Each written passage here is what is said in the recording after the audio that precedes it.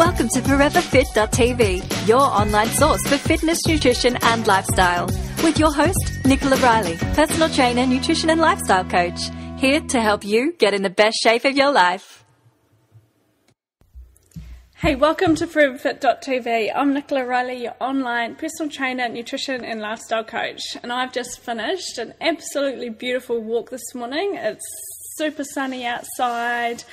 Feel fantastic. Just done my foam rolling. I've got some really tight hips, so I've just been getting right in there with the lacrosse ball that we got given. So it's you'll see in the online gym I've had a guest post come in from Gina DiRenzo, who's a physio based out of Wellington, and she's done a guest blog post all about Achilles tendonitis, like Achilles tendon problems. And she's really big on using like lacrosse balls and foam rolling, so I've been getting right in there with the lacrosse ball. Usually I've been using like a tennis ball, sometimes a golf ball, but I didn't use a lacrosse ball, so this is something that's really quite a different experience, and man, is it been so good for my hips and get right into my glutes and things. So this is something that I love just doing each morning. Gets right into my shoulders as well, so because I spend quite a lot of time at the computer, using that lacrosse ball right up into my shoulders each morning is just such a fantastic way to start my day. And I'm just lying there rolling around on the floor with the podcast on, or watching some form of YouTube video that's inspiring me for my morning. A lot of those YouTube videos I watch are real business orientated, just helping you get in the right mindset, and just really cool, positive way to start your day. And when I add that in with my foam rolling, just sets me up really good. I'm energized, focused, and set for my morning. So I've just finished that, and I am all set for this podcast this morning. So quite a few new posts that I've written this week in the online gym. The first one I have written about is like magnesium. I got a question from a listener, and it was all about, are we really deficient in magnesium, and do we need to be taking magnesium? And the thing is, magnesium is what is the second most deficient mineral in our bodies, and right next to it is vitamin D. And magnesium is crucial for regulating over 300 enzymes and reactions in our body. And unfortunately, due to the magnesium in our soils being depleted over the years, because our soil has changed from the soil that it was 100 years ago, with all the concrete buildings, the change of the soils, the population of plants that have been planted in our soil, the soil's getting depleted of the minerals that were there. So can't remember where I heard it, but the lettuce that was eaten 100 years ago, you'd have to be eating about 20 lettuces today to get the equivalent minerals that lettuce would have provided you back in our ancestral days. So our soils have completely changed, and so that means the mineral content of our foods have changed as well. And that being said, magnesium is one of the most deficient minerals that we have in our bodies. The reason why this is so powerful is because magnesium plays a crucial role in your absorption of your calcium levels, plays a crucial role in the way that your body is able to absorb vitamin D. It's just a crucial role in almost every other reaction that your body goes through. So making sure you get enough magnesium into your diet is something that's really important. Most of us have really high calcium levels in our body in relation to the magnesium, and basically you want to aim to have about a 1-to-1 ratio between the two. And due to the amount of fortified foods we have, and due to the huge focus that everybody has on trying to consume calcium rich foods, we're getting the imbalance of magnesium into us. For example, dairy is something that is constantly being told to us that we need to be having because of the calcium. But dairy has a ratio of 7-to-1 for calcium to magnesium. And so right there, if you're trying to eat foods that are really high in calcium, you're not getting enough magnesium for you to be able to get the good balance between the two, and for it to be able to do the right processes that are in your body. So when we're eating a diet that's balanced and it's got a balance of the right magnesium to calcium, that's when you're going to get the healthy bones, that's when you're going to get the healthy heart, muscles, recovery, brain power and everything like that. So just as we need calcium in our diet, we also need to make sure that we're getting enough magnesium as well. And a lot of the magnesium out there as well is really hard for you to absorb when you take it orally, and because of this, if you have any sort of digestive problems or leaky gut, this is where taking magnesium transdermally can have a really powerful way for you to absorb the magnesium into your body. And so there's different magnesiums out there and different ways that you can take it orally or transdermally.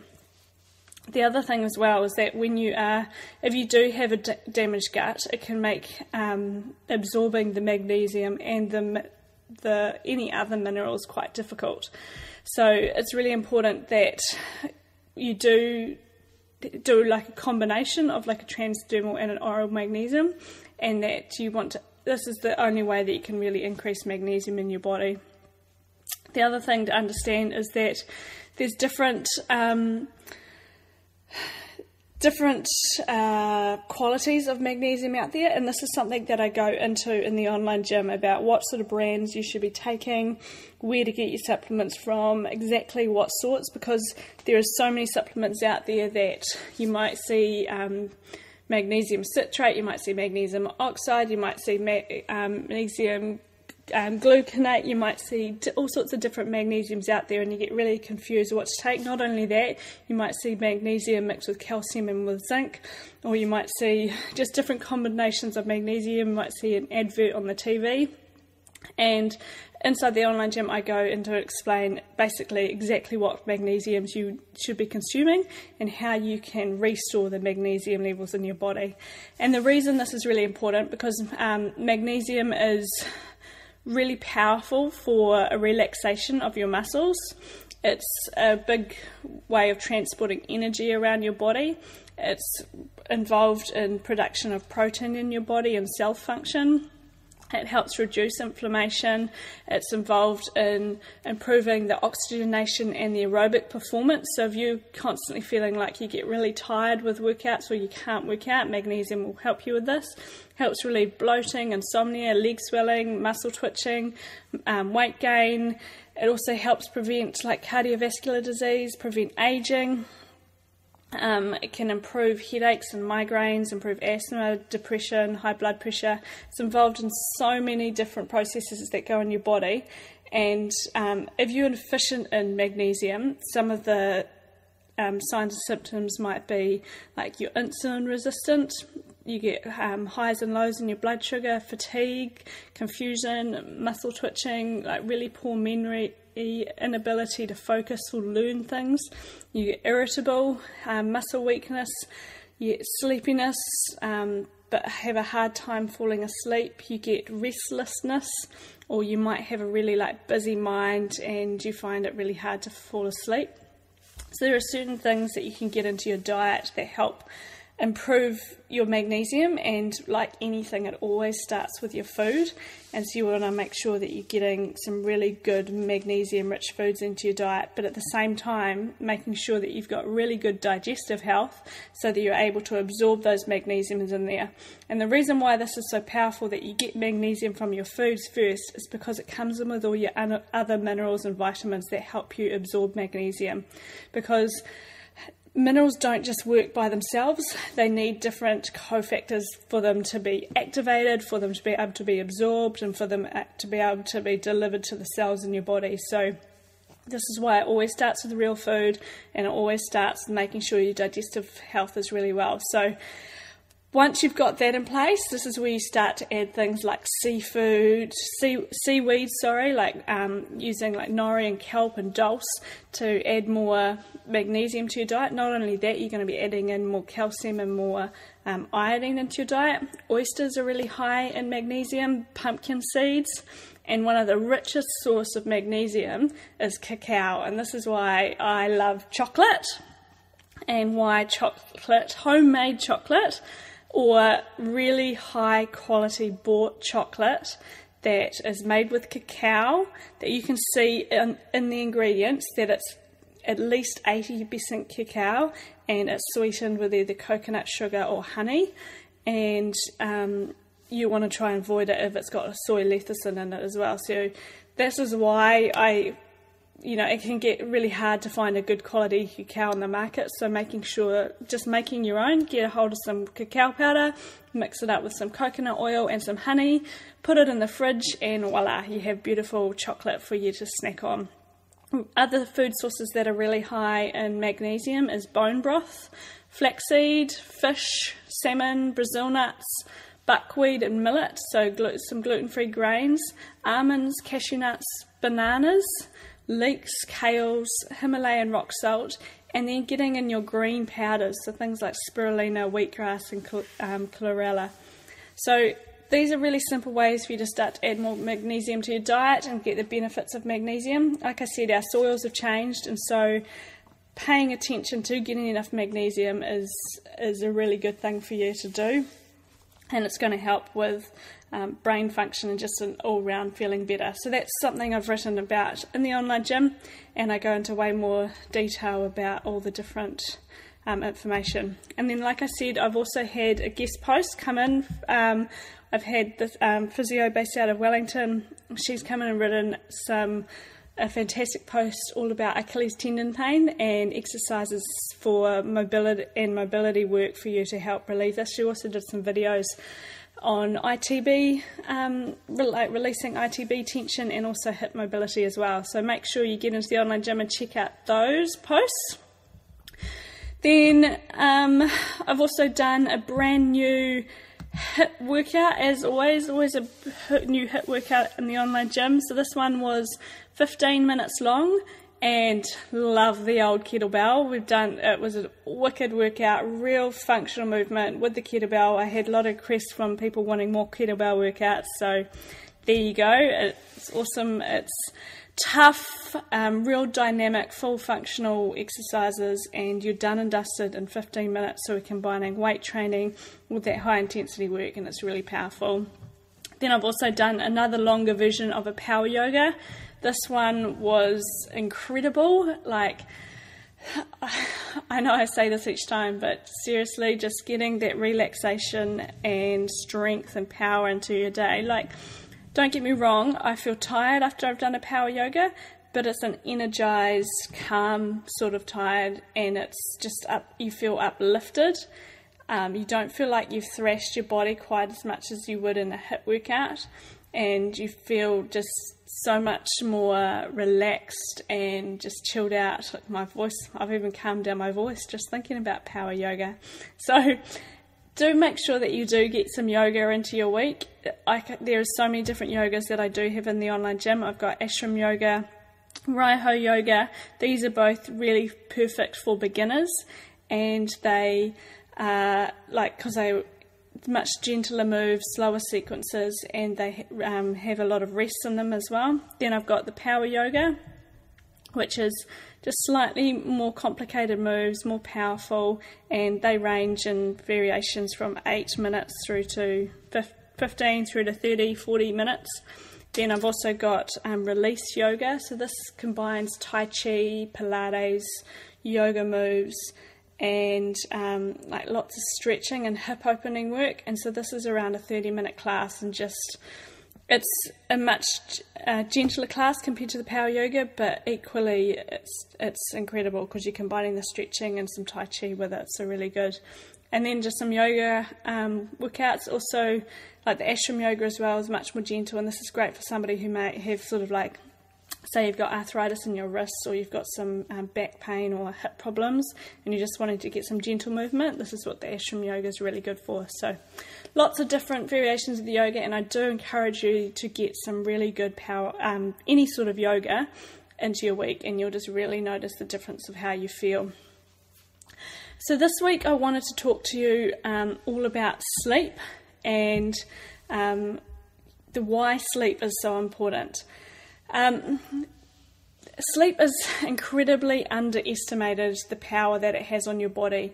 If you're having a hard time falling asleep, or you're waking in the middle of the night, you're waking up feeling tired, or you're just not feeling good. The thing is, what you need to look for is understand like the root cause of why you aren't sleeping and get down to the bottom of it. And the number one place for you to start if you're struggling with your sleep is to look at your environment.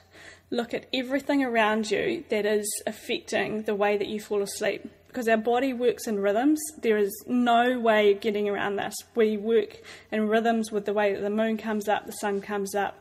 Our body is designed to hormonally be affected by the light and by the dark. And no matter what you do, you cannot fight this. And as soon as you start fighting this, this is when you're going to start to feel tired. Your body's going to start to say, oi, you're messing with nature. Stop it, otherwise we're going to get run down and exhausted. So you have to start with the environment that you're living, the lifestyle that you're living, and you have to start to get back to the rhythms that your body is naturally designed to run. We also run seasonally as well. So in the summer, it's really important that you get to bed 2 hours after sunset. So summer and winter, you always try and get to bed 2 hours after sunset. So in the summer, this means that you get to bed later. So say the sun sets at 8:30, that means you can get to bed at say 10:30. If the sun is setting in the winter at 6:30, you want to be in bed by 8:30. In the winter, we're designed to sleep longer hours, 10 hours, 11 hours sleep per night. And in the summer, you can sleep shorter hours. This is what your body's naturally designed to do. But what we do is we mess this up. The other important thing is there was studies done back in the 1900s of people when they were sleeping. And they, over a period of their lifetime, in the 1900s, those people lived until they were in their hundreds, they lived a really long time, but they also slept half of their lifetime. Today, we're sleeping a third of our lifetime, and we are living shorter lives. So sleep is one of those really powerful things that's not only going to help you age better, it's going to help you live longer, and it's going to help you repair and recover your body. But it doesn't mean that you should be going to bed, at 8:30 in the summer, but it does mean that you adjust your life according to the seasons and according to what's going on outside, because that's what your body naturally wants to do. And when you start to fight that, that's when you're going to start to feel exhausted, and when you're going to start to feel the effects of that as well. The other thing to understand is that the hours before midnight, so for every 2 hours before midnight, your body is worth an hour after midnight. So making sure that you get to bed before midnight and 2 hours after sunset is the most valuable time that you can really pay attention to, because too often we get really wound up. We've got so much to achieve in this day, but if you were just to get to bed, that means you'd wake up earlier in the morning and you can get those kind of things done. But too often we go to bed later, we wake up later, and then we are chasing ourselves that entire day. But if you actually switch it around and you start to get to bed sooner, you're going to be able to wake up earlier and you're going to have a more productive day. And the other thing as well that really affects your sleep is the amount of things that you're exposing yourself to in the evening as well that's winding you up. Because our hormones play such a crucial role in our sleep and the way that we feel, making sure that we are creating the environment to help with those hormones is really important. So it starts with environment. And the thing is to understand is that, number one, you have this hormone called cortisol. Cortisol is something that naturally spikes in the morning. So as soon as you wake up and there's sunlight in your eyes and on your skin, this is when naturally cortisol peaks, and then throughout your day cortisol naturally goes down, and then to the evening cortisol is at its lowest. And when cortisol is at its lowest, that's when melatonin is produced, and that's when you start to feel sleepy, and that's when you're able to fall asleep. When you start to mess with this, and when you start to turn lights on in the evening, when you exercise in the evening, late in the evening, when you're exposed, you're sitting on your computer in the evening, when you are stressed and wound up in the evening, basically you are spiking your cortisol levels, you're stressing your body out, and you're affecting your body's ability to produce melatonin, and this all happens in your gut. And when melatonin isn't able to be produced, you're going to have like that second wind, you're going to be tired but wired, and you're going to have a really hard time falling asleep, because melatonin is your sleep hormone. The other thing that affects this as well is that for some people, they may feel like they're awake, or they might raise their blood sugar levels in the evening. They might spike cortisol, and they might stimulate the body. This is really important to understand, because this is when your food plays a really powerful role in the production of your cortisol and your melatonin as well. If you're eating a really high sugar meal in the evening, or you're eating too late to bedtime, you're going to spike your cortisol levels, you're going to spike your blood sugar levels, and then that's going to cause them to plummet and crash, and that's going to be where you're going to wake up at, say, 2 a.m. in the morning. You're going to feel wired and have a hard time falling asleep, and you're most probably going to get like a glycemic crash.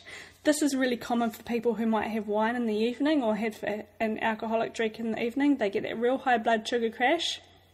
They get sleepy. They fall asleep, but then they're popping out of bed at 3 o'clock in the morning because of that glycemic crash. And when your blood sugars crash, your cortisol levels spike. So this is where you're going to get a fluctuation in the amount of REM sleep that you're getting, which is your recovery sleep. And this is where you're going to be tossing around all night and wake up feeling completely unrested. And you're going to be reaching for your caffeine in the morning. You're going to be chasing caffeine and sugar all day. And then you're going to repeat that cycle. The other thing to understand is that for every hour that you lose sleep, you lose 2 to 4 hours of productivity the next day. When you're tired, you basically completely start to shut down your insulin production, and you start to crave more carbs and carbohydrates.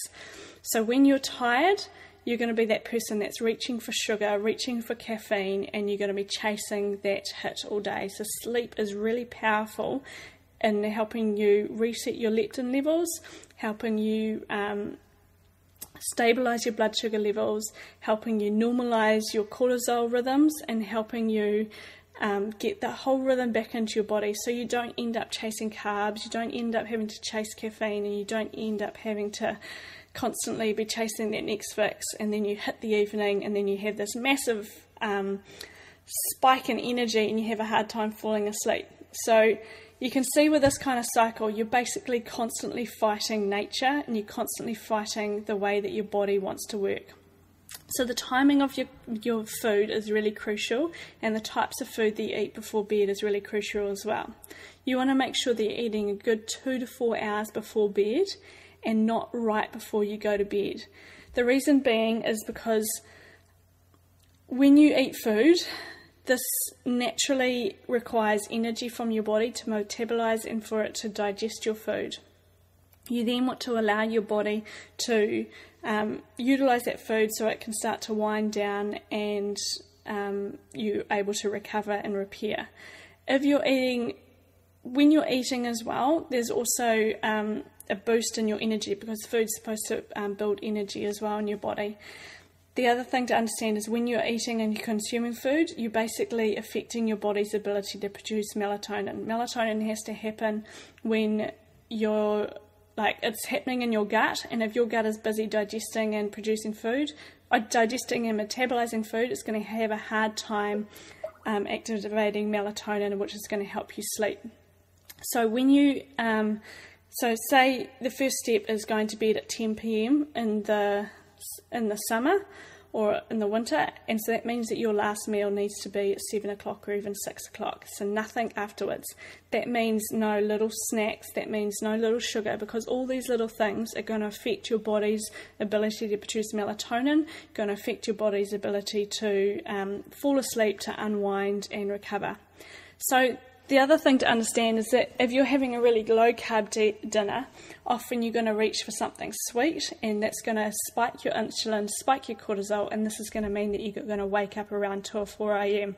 So instead of reaching for a snack, you need to think about, why is this happening in the first place? Why am I craving a snack after dinner?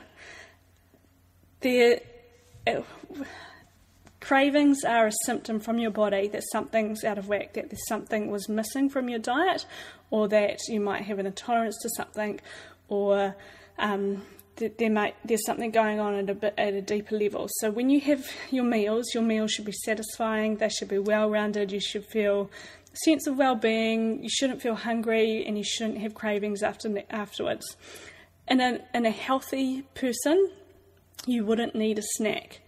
So the problem is that there's so many of us aren't healthy, and there's no such thing as perfect health, and so we do get cravings, and we do get that feeling of wanting something a little bit sweet after dinner. So this is where it comes around to, number one, making sure that you have a really good, well-rounded dinner, and that dinner is meeting like your metabolic demands. It's got the right healthy proteins, fats and carbohydrates in there, and that you feel satisfied after that.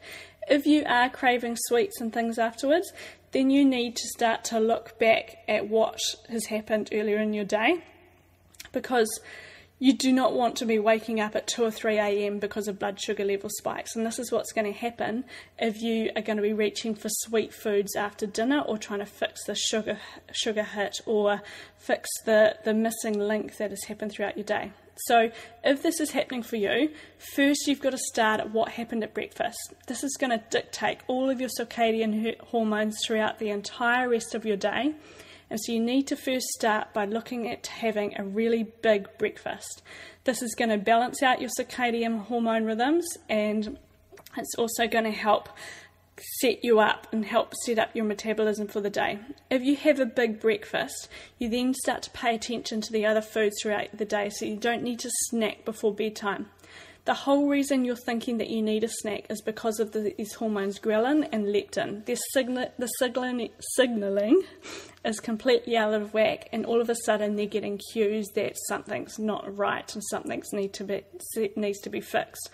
So you need to replace the signalling that's happening between ghrelin and leptin, and this is where having a really big breakfast is going to help balance them out, and you won't get that signalling happening. Basically, ghrelin is a hormone that's telling you that you're hungry, and leptin is a hormone that tells you that you're full. So say you have dinner at 6 p.m. and you get hungry at 9 p.m. First you've got to ask yourself, why are you hungry after eating only a couple of hours ago? What did you eat for dinner that wasn't enough to sustain you? Maybe you didn't eat enough, maybe your lunch wasn't enough, or maybe you missed breakfast, or your breakfast simply wasn't enough protein. Then what happened in your day that affected this? What can you do to make this situation better? First, you want to start off by having a big breakfast, and this means you've got to get protein into that breakfast. Absolutely no question. Is there no point in having a sugary muesli with some milk on it, some fruit juice? This is just the most ridiculous breakfast. It's going to set you up for cravings, it's going to set you up for sugar highs throughout the day, trouble falling asleep and weight gain. You have to have protein in your breakfast. If it wasn't around 100,000 years ago, don't eat it. And you shouldn't be getting hunger cues after only eating 3 hours ago or even 2 hours ago. Food is fuel. It's supposed to fuel you with energy, and it's supposed to sustain you. And it lasts a lot longer than we give it credit to. Often we eat because we think it's that time, or we think we should be eating every couple of hours. Start to listen to your hunger signs, start to listen to your intuitive body, and start to listen to what your body needs at that time. Initially starting something like this, you're going to find it really hard to stop habits, so you might find it hard to stop eating something after dinner. But when you do this and you don't eat 3 hours before going to bed in the evening, you're going to wake up starving, and this is the whole point. Breakfast is designed to fuel your body with purpose, energy, and set you up for the most amazing day.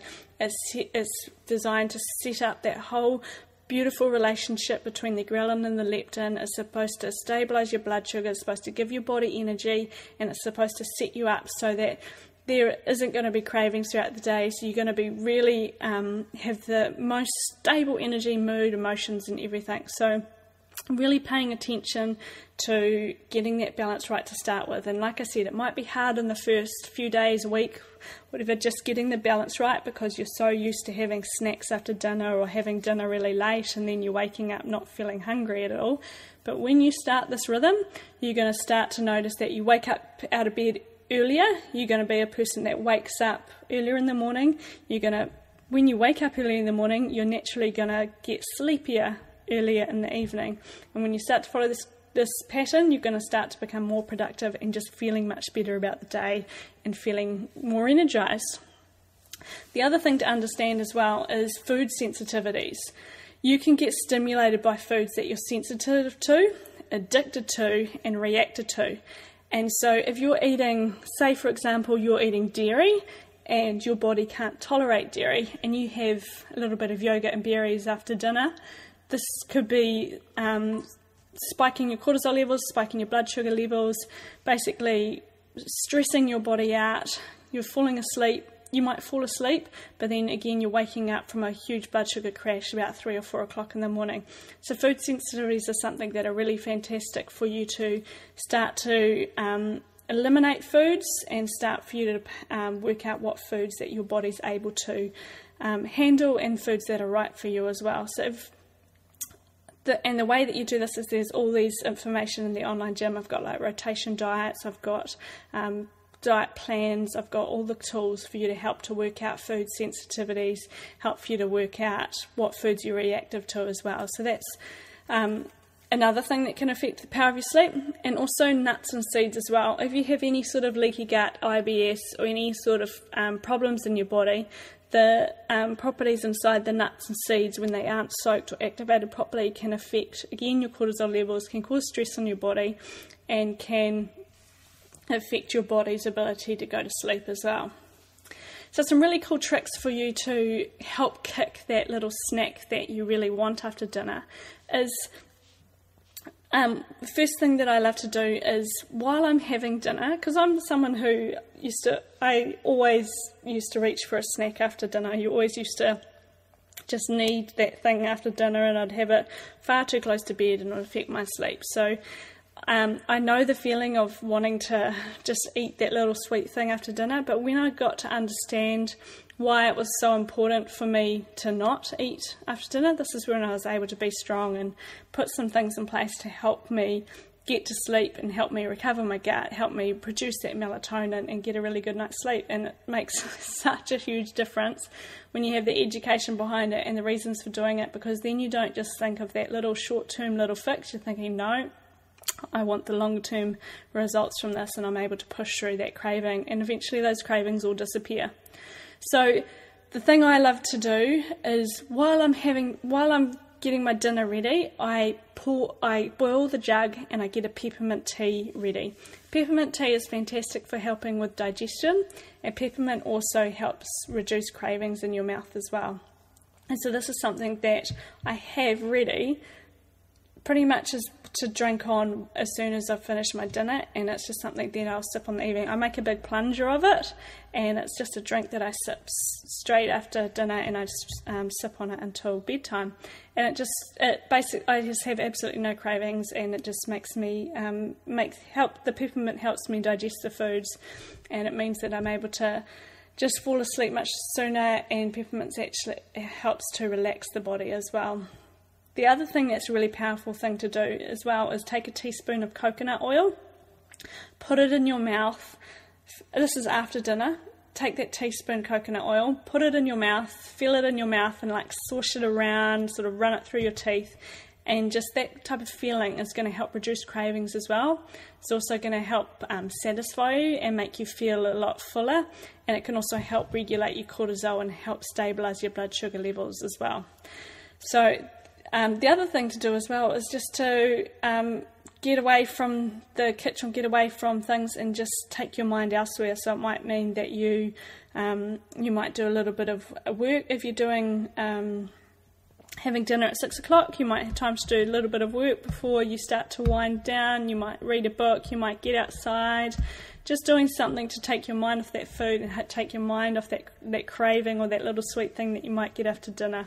So just distract yourself and just find little wee tricks that you can get through that first initial phase of having those late night snacks before bed, and it's going to make a huge difference, and you're going to start to sleep like a queen and get that real good recovery sleep. Coming back to like food sensitivities as well, the other cool way to check whether or not you've got a food sensitivity is using a thing called a pulse test. And this is where first you need to understand what your natural pulse rate is and what your resting pulse rate is.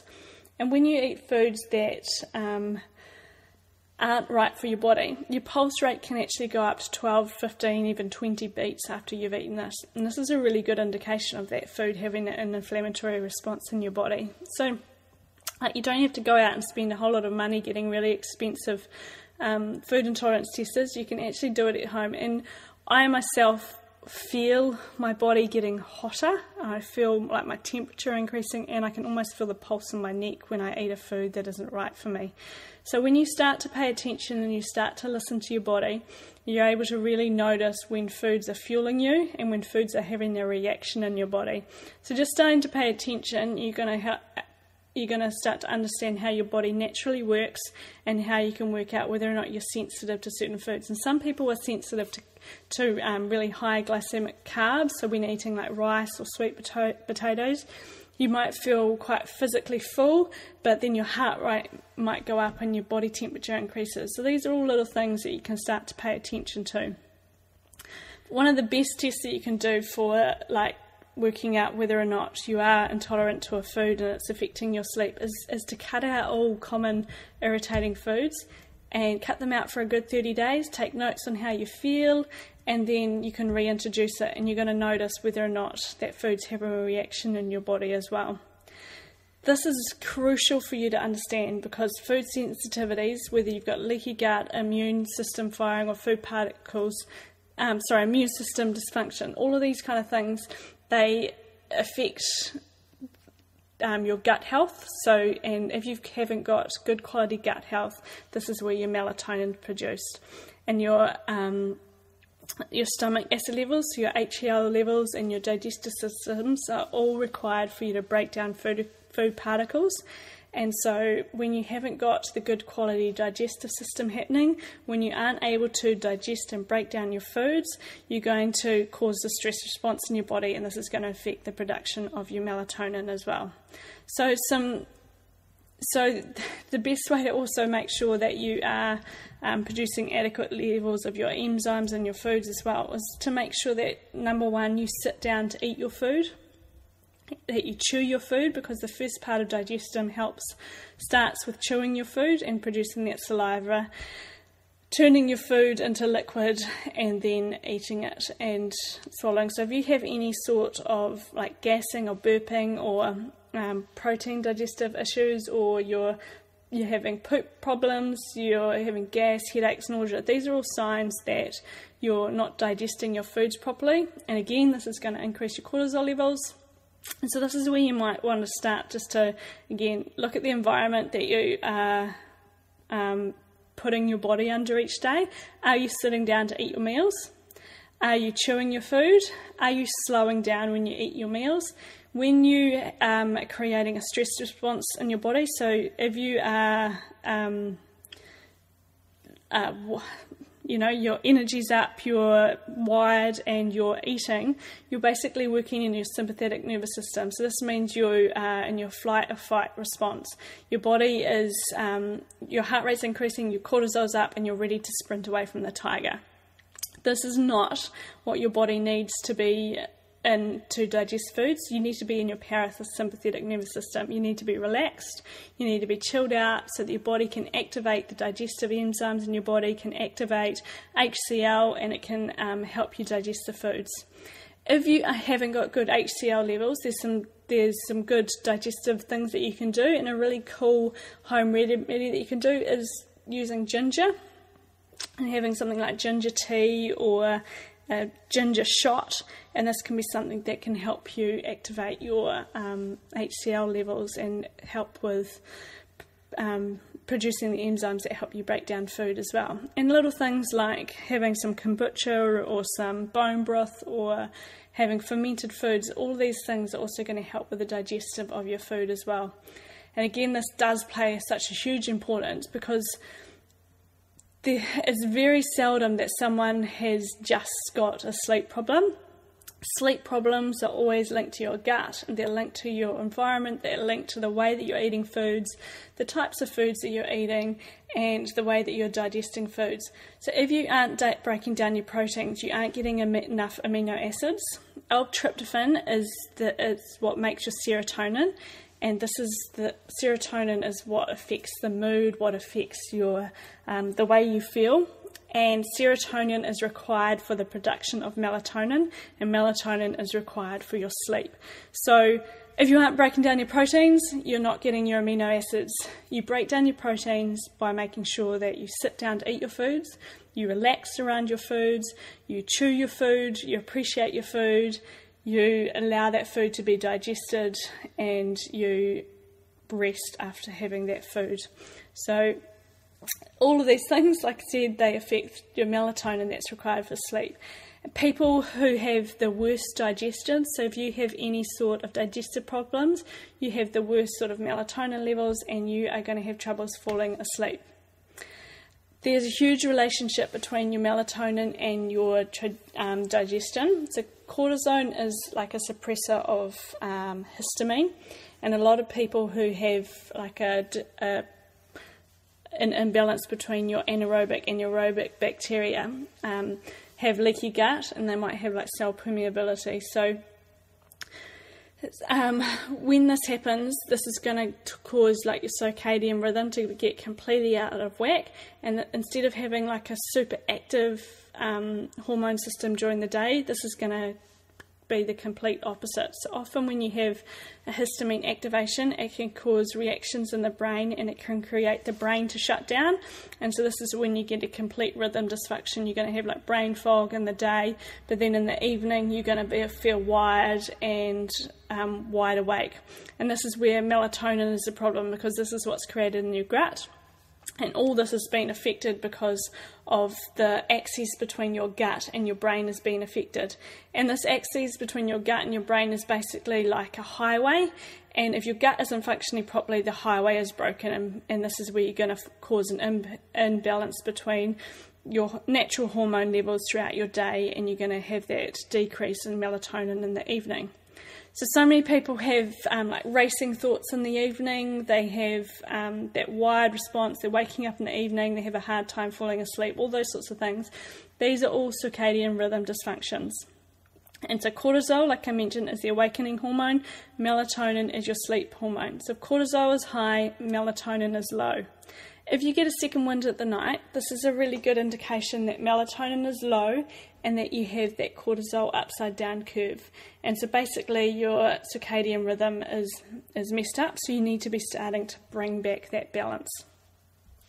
So the way that you bring back this balance is, like I mentioned, number one, you've got to start with your environment. You've got to get the balance right in your environment. You've got to start to get the better lifestyle happening and a better diet happening. So you've got to work out what foods are right for your body. You've got to make sure that you have a really big protein-rich breakfast, and you've got to make sure that you don't eat too late. So 3 hours before bed, even 4 hours is even better. So if you have dinner at 6 o'clock and you're going to bed at 10 o'clock, or you're going to bed at 9 o'clock and falling asleep by 10 in the summer, and in the winter you're going to bed even earlier in there. 8:30 might seem like a really early time, but this is what your body's designed to do. You're designed to go to sleep when the sun goes down and wake up when the sun comes up. And this is what's going to help you be less, crave less sugar, crave less carbs, and you're going to become a much happier and healthier person to be around. If your goal is to be losing weight and all you were to focus on is your sleep, you will be amazed at the results that happen. The just by putting your focus on something outside of your diet and into the environment that you live in, you're going to end up eating less, you're going to end up eating healthier because you are eating your bigger breakfast, you're not eating late at night, you're not spiking your cortisol levels, you're getting your hormones all in balance. And just by focusing on your sleep alone, you're going to put all these little amazing healthy habits in place, and you're going to start to get the benefits of not only a powerful sleep, but you're also going to start to get the recovery and the effects with your weight as well. So the other thing to understand is that your circadian rhythm is controlled by the sun. So the UV that you get from the sun, if you don't get light throughout the day, this is going to affect certain proteins that are in your brain, and it's going to activate the like your circadian cycle within your body. You need to make sure that you're spending half an hour out in the sun per day. So this means you're taking a break from electronics, you're chilling out, and you're just stepping outside and allowing yourself to be a human, getting the light in your eyes, getting light on your body, and allowing yourself to naturally soak up those vitamin D rays.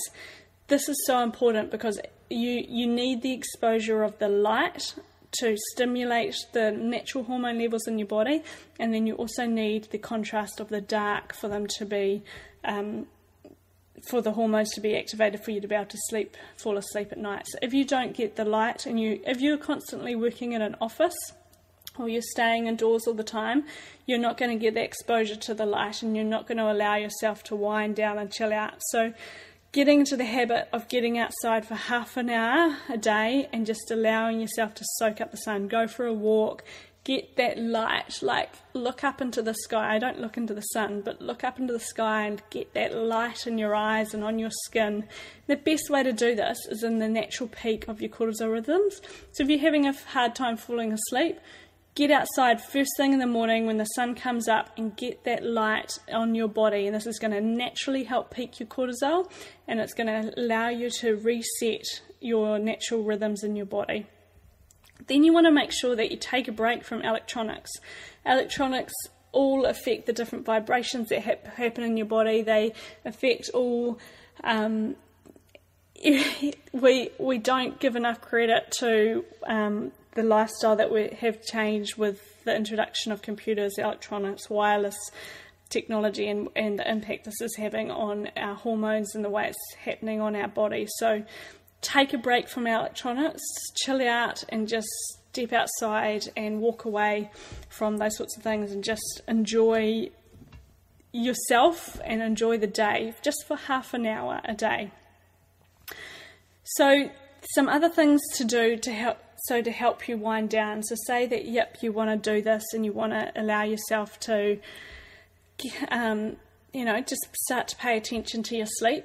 So ideally, say you want to go to bed at 10, you want to be asleep by 10 o'clock. So 2 hours before 10, you want to start to wind down. So this means at 8 o'clock, you're not turning lights on.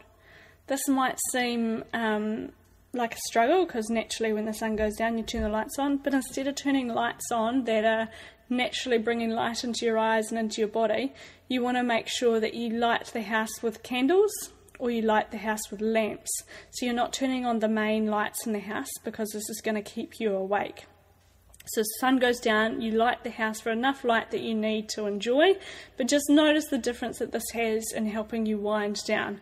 Then you want to stay away from electronics, and you want to shut them off, you want to de-stress, you want to just allow yourself to get rid of all the day's information and just chill out. So you might want to, you may be somebody who wants to chill out with the TV, but don't chill out with the TV and have all the lights on bright and let that TV really stimulate you and keep you awake. Watch a little bit of TV, turn off some lights, go chill out, read a little bit of a book, and do whatever you need to be doing to allow yourself to naturally wind down as the sun goes down. And then before 10 o'clock, before you head into bed, you need to turn everything off, and in your bedroom you need to make sure there is absolutely nothing electronic near your head or near your bed, and there's no flashing lights and there's no lights coming in from the curtains. You want to make sure that your bedroom is like a cave. This cave is what allows your cortisol to shut down and what allows melatonin to be produced. There were studies done where they shone a torch on the back of a kneecap at some participants at, say, like, I can't remember the time frame, but they shone that light on the kneecaps and in a dark room in the middle of the night, and that light on the kneecap was enough to stimulate cortisol production. So any light coming into your body, whether it's through your eyes or it's on your skin, is enough to increase cortisol, and it's enough to shut down melatonin. And melatonin is what's needed to activate the recovery and the repair, to reset the hormones, to bring insulin levels down, and all these things are so powerful. So just as you need the light, you need to make sure that your bedroom is black. So blackout curtains. If you haven't got blackout curtains to block out street lights or anything like that, throw some sheets up. Make sure your curtains are shutting out any single little bit of light, and make sure your bedroom is a cave, no electronics near your head, and just allow yourself to fall asleep. And notice the massive difference that this has on your sleep as well. The other things you can do is like sleeping masks. You can put, if you do have a problem falling asleep, put sleeping masks on, or you can do some simple things where you might have a bath. The herbal tea does it for me. As soon as I have my herbal tea, I just start to wind down. Makes such a massive difference. Reading a book, just the pattern of reading a book where you go back and forth with your eyes is quite a hypnotic thing and allows your body to wind down and relax. So paying attention to, number one, breakfast, making sure you've got a really big breakfast. Number two, making sure that you've got really good digestion, so that you're eating foods that are right for your body, foods that aren't stimulating your body, aren't messing with your hormones and your natural rhythms. Making sure that you decrease technology, make sure that you get light in your body, make sure that you don't have snacks after dinner, make sure that you eat dinner 3 to 4 hours before going to bed, and you wind down. Other things that affect your sleep is caffeine.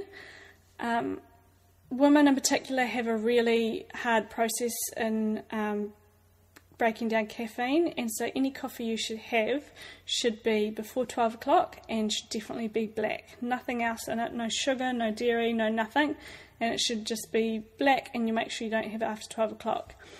Heaps of people have caffeine sensitivities, and caffeine is, coffee in particular, is something that has a cross reaction with gluten and can be particularly problematic with anyone with digestive problems or leaky gut. So making sure that caffeine isn't something that you're intolerant to, and if you're having any sort of sleeping problems, either cut the coffee out or don't have it after 12 o'clock. It takes 6 hours for you metabolize half of the caffeine that you've drunk, so caffeine is still in your system 8-10 hours later. So if you're having more than 1 cup of coffee, which is 100 milligrams of caffeine, it's going to take you a long time for you to get rid of that caffeine out of your body. And anyone with caffeine sensitivities, it's going to take double that amount of time. So you might be having coffee, but that coffee might be affecting the amount of sleep that you're getting as well.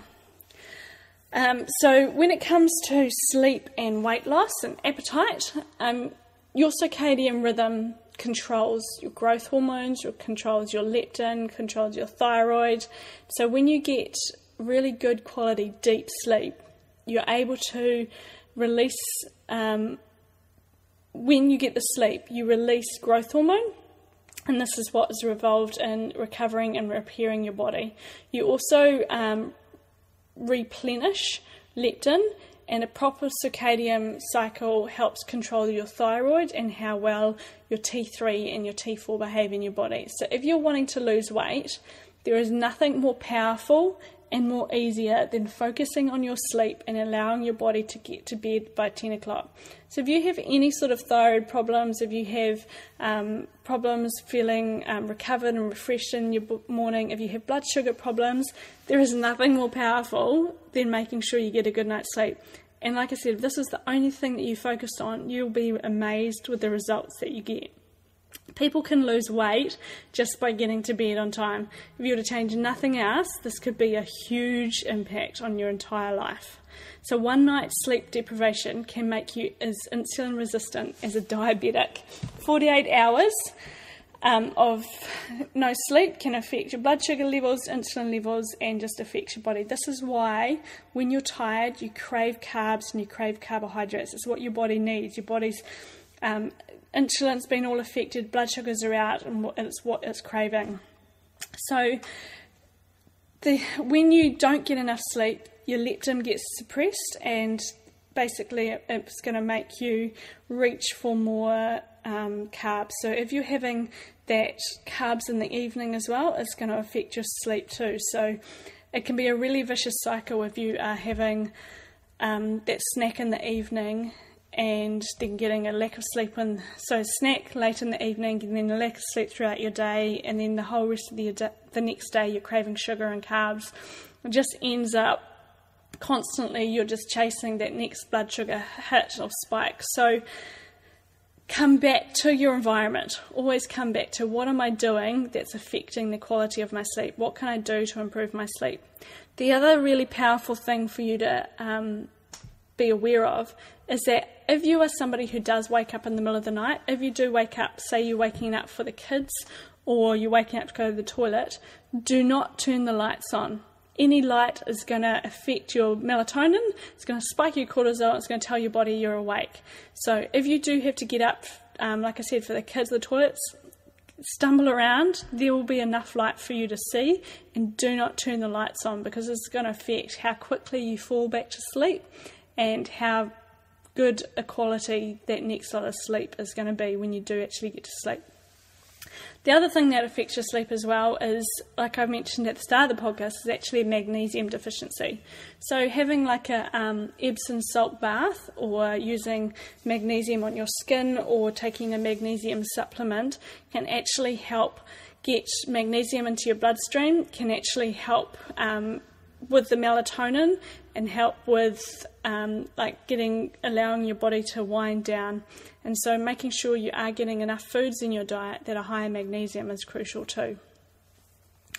So when it comes to your diet and making sure that you are getting a really good quality sleep, you want to make sure that you've got that whole rhythm happening. Your circadian rhythm is going to tell you how well your body is able to produce your ghrelin and your leptin. It's going to tell you how well you're able to produce your melatonin, and it's always going to, I'm mincing my words here, it all comes back to making sure that you focus on the environment, so make sure you've got everything in balance. The other thing to understand is that your adrenals, which make your sex hormones, and these all play a really powerful role in like your stress hormones, which is your major one, cortisol. So if your hormonal levels are out of balance, so you're getting too much progesterone or estrogen, or you're getting like a pregnenolone steal, where your body is stealing progesterone.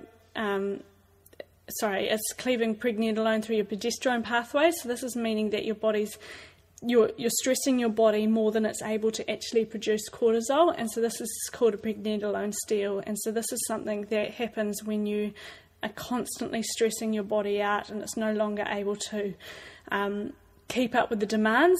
And so when you are doing this all the time, this is going to affect your sex hormones.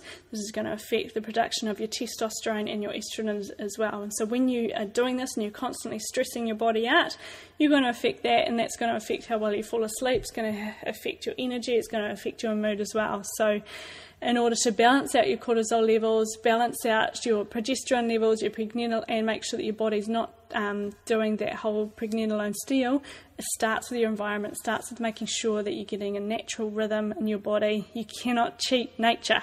So make sure you bring everything back to wake up when the sun comes up, eat a good meal that's going to fuel you for your day, as the day goes on, you tend to not eat as much. As the evening comes in, you're winding down, you eat enough to be satisfied, you chill out, you unwind, you de-stress from the day, and you get ready for the next day. Instead of working late into the night, trying to get all these sorts of things done, and then you end up being less productive the next day. Remember, 1 hour sleep is a loss of 1 to 2 hours of productivity, sometimes even 4 hours of productivity the next day. So get that good quality night's sleep. Your body needs it, and it can make a huge difference on just everything that's going to affect the outcome of your day. The other thing as well is that when it comes to like naps is something that can be fantastic. Don't make it longer than 20 minutes. 20 minutes is your power thing. And so a short nap can be okay to just help energize you, but it's important to understand that you cannot beat a really good quality night's sleep, because the sleep proteins that happen when you sleep can be affected when you have just a nap. And so you want to make sure that you're not affecting the way that your body is winding down and the production of that melatonin that happens in the day. So if you are going to have a nap, make sure it's no longer than 20 minutes, because you don't want it to interrupt you having a really good evening sleep as well. So when it comes to making sure you wind down in the evenings, making sure that you get a really good routine happening throughout your day, and some good structure, all these little things are going to make a big difference.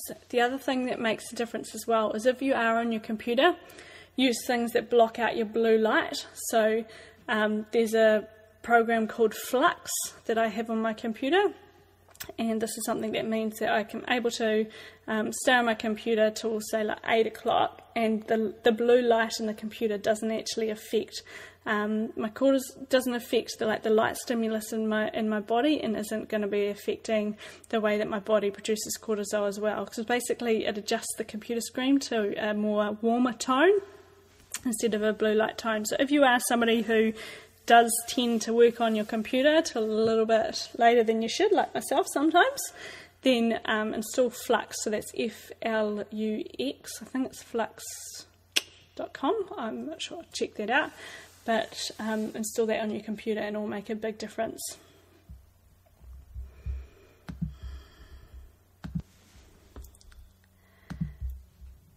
Okay, so I think I have answered all the questions all the answers. I think I've given enough information there all about sleep.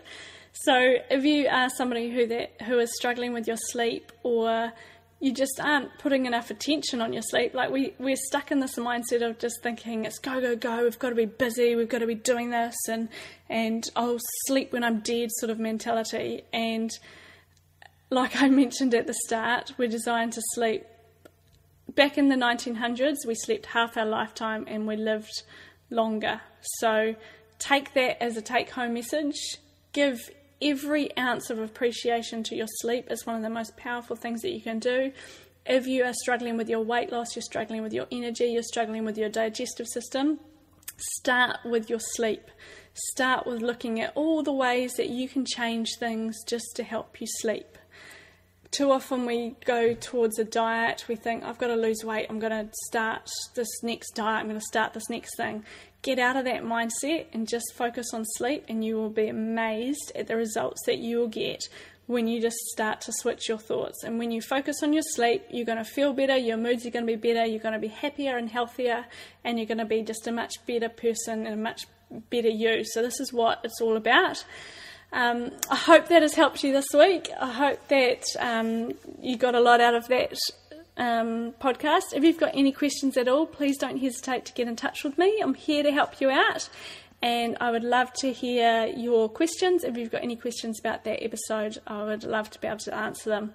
So until next week, make sure that you sign up to my newsletter, be part of the Forever Fit community, get weekly updates on all the latest blog posts, news, recipes, everything that's been going on at Forever Fit and in the online gym.